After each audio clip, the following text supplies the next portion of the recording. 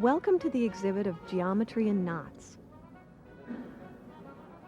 Knots are so much a part of our everyday world that we take them for granted. But mathematicians have found that studying even the simplest knots can lead into almost unimaginable spaces. In this movie, we'll take you on a short guided tour of the world of knots from a mathematician's perspective. Let's begin. This figure 8 knot can be untied since its ends are free. From a mathematician's point of view, this knot is no knot at all. But if we join the ends to form a loop, we can no longer undo the knot without cutting it. Now that's a knot. These 3 knots look different, are they? 2 knots that look different may be just different arrangements of the same knot. Sometimes a knot that looks knotted really isn't. Here are 3 intertwined loops. If you remove any one of them, the other 2 fall apart. Mathematicians call the union of several loops a link. By rearranging this link, we can see that the 3 loops are equivalent. Here is another symmetric form of the same link. In this form, it's called the Borromean rings. When we look at a knot, we don't usually think about the space around it. But to a mathematician, the space around a knot is just as real as the knot itself. Sometimes it's easier to understand something by looking at what it's not.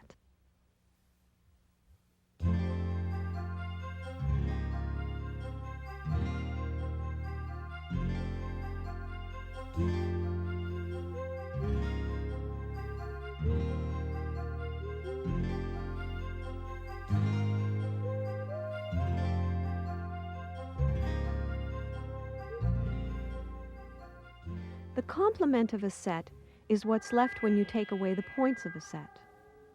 So what's not a knot is called its complement. In 1988, Cameron Gordon and John Lukey proved that the complements of different knots can never be the same space. So studying the complements of knots helps us tell whether knots are the same or different. What is left when you take away the points of a knot or link from 3-dimensional space? What's left when you can't see the knot, not just because there's no matter there, but because space itself doesn't extend to where the knot used to be? We'll look first at a simpler picture. What is life like in a space with a single line missing? Or in a plane with a single point removed? We'll remove the point by pulling it upward, stretching the plane into a cone which grows sharper and sharper. Finally, the point disappears off to infinity, and the cone becomes a cylinder. The point at the cone's tip is special. It's called a cone point. As the cone steepens, the radius of a circle about the cone point increases, though its circumference stays constant. Meanwhile, an outsider looking from above sees the picture unchanged. We introduce an observer who lives inside the cone's surface and a few objects for him to observe. To the insider, light rays travel in straight lines. But the outsider sees those lines as curving around the cone point. To understand the insider's view, cut a cone made of paper and unroll it onto a plane. Since unrolling does not distort the paper, lines which are straight for the insider will be straight lines on the plane. This wedge is a building block for the cone and is called a fundamental domain. The 2 edges resulting from the cut represent a single line back on the cone. Anything crossing one edge reappears at the other.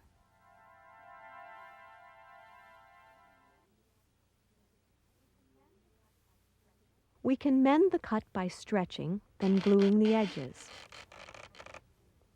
We get the outsider's view, where light rays look curved.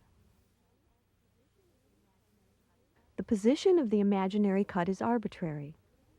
These insiders, touring the cone in their car, don't notice as we move the cut to follow them. They look right through the cut and see what seems to be another copy of the wedge. For special values of the cone angle, a whole number of wedges fit together neatly, but usually the remaining gap is filled with part of a wedge. Here's another way a cone surface differs from a plane. In a plane, only one straight line connects 2 points. But on a cone, there may be several. There may even be straight paths from a point to itself. We make our two-dimensional objects three-dimensional by stacking them up. The stack of cone points forms a line, called a cone axis. The fundamental domain for this space is a solid wedge. Our inside observer sees many copies of the car at once. Which is the real one? They are all equally real. But the light rays from the car reach the observer from several different directions. Remember our question, what is life like in a space with a single line missing, or in a plane with a single point removed? As the cone angle decreases, the space we are looking at changes. Sometimes the wedge-shaped fundamental domains click together perfectly, like a jigsaw, and we get a symmetric picture. When n fundamental domains fit exactly around the cone axis, we say the axis has order n symmetry. As the order increases, the missing line recedes into the distance. In the limit, the missing line disappears off to infinity. The inside observer sees an endless straight row of cars, which are all a single car seen by light traveling different paths. Our building block or fundamental domain has become an infinite slab, and the cone is now a cylinder. We see how life would look in a space with a single line removed. Let's now turn to the question, what is life like in a space from which the Borromean rings have been removed? We place 6 cone axes with order 2 symmetry on the faces of a cube. This cube will be a fundamental domain for our experiment. Let's try and see what this space is from the outside.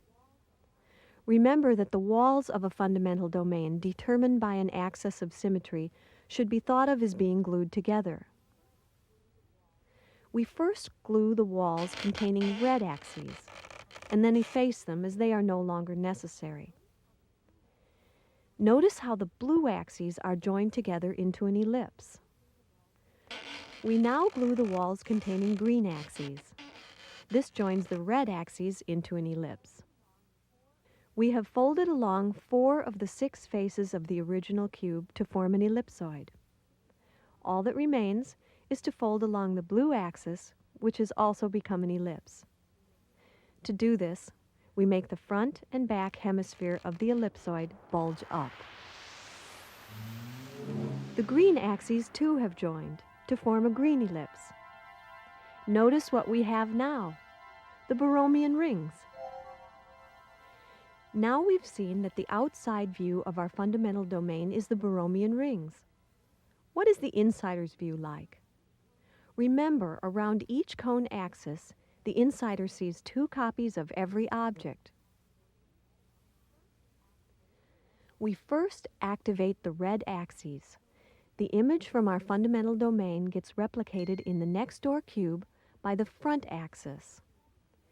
And both of these images get replicated by the back axis. And so on, until we have copies of the cube extending all the way to infinity in both directions. Next, turn on the green axes which face forward. This creates another infinite row of cubes. Turning on the other green axes reproduces these 2 rows to give 4 rows, and so on until we have an infinite horizontal plane of cubes. Finally, when the blue axes are turned on, they make the two-dimensional pattern be repeated in layers to fill up the whole space. This is what it looks like to live inside the space created by the order 2 axes on the sides of the cube. We can also work out what happens when the Borromean axes have higher order symmetry. For instance, if we want them to be order 4 axes, we must build a fundamental domain with 90-degree angles along these axes. We must modify our cube so it has right angles along its 6 axes. Impossible, you say? You may not have noticed it, but we're escorting you into Lobachevskian, or hyperbolic, geometry, where this and many other things are possible. This dodecahedron, in true hyperbolic perspective, has 90-degree angles between every pair of adjacent faces. When we look directly down on the red axis, we see that the faces meeting there make a right angle. We can glue 3 more copies of the dodecahedron around this axis. We can move our viewpoint inside this figure. Now we have 4-fold symmetry around one axis. Before exploring further, we'll remove the walls and change the shape and color of the beams. We can continue to add copies of the dodecahedron around each colored axis.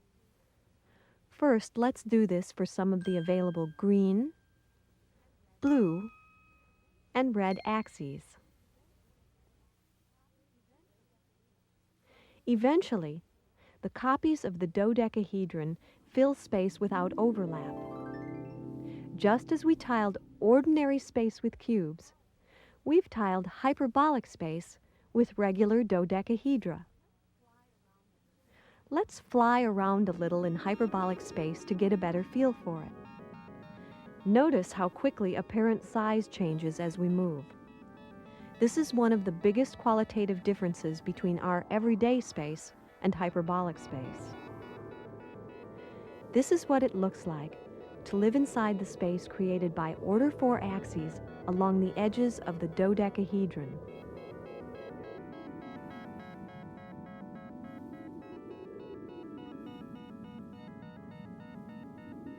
By adjusting the angles at the colored axes, we can derive similar pictures for order 5 symmetry, order 6 symmetry, and so on for all higher orders. Notice that as the order of the symmetry increases, the colored axes of the dodecahedron grow very short and move far away. Finally, in the limit, the red, green, and blue axes have receded to infinity.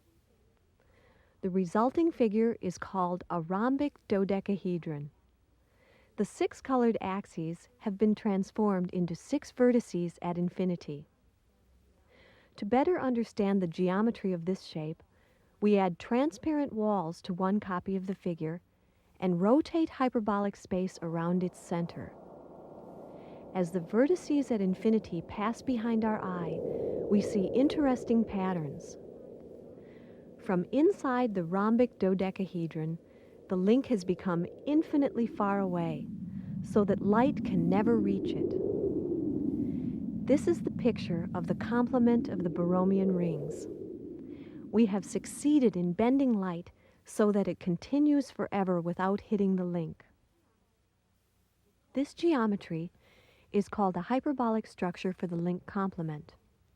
According to theorems of Mostow, Marden, and Prasad, there is at most one hyperbolic structure for any link complement. According to a theorem of Bill Thurston, all knots and links, with some simple exceptions, have complements that admit hyperbolic structures. Therefore, knots and links are completely determined by pictures such as this one. This concludes our guided tour. We've had a glimpse of how mathematicians understand knots and links and the spaces around them.